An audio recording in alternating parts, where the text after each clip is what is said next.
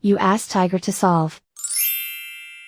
This deals with linear equations with one unknown.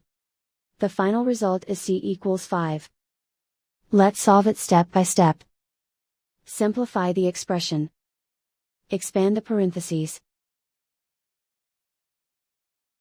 Simplify the arithmetic. Group all constants on the right side of the equation. Add 6 to both sides. Simplify the arithmetic.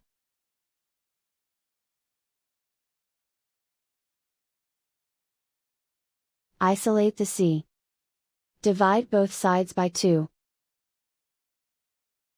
Simplify the fraction. Find the greatest common factor of the numerator and denominator.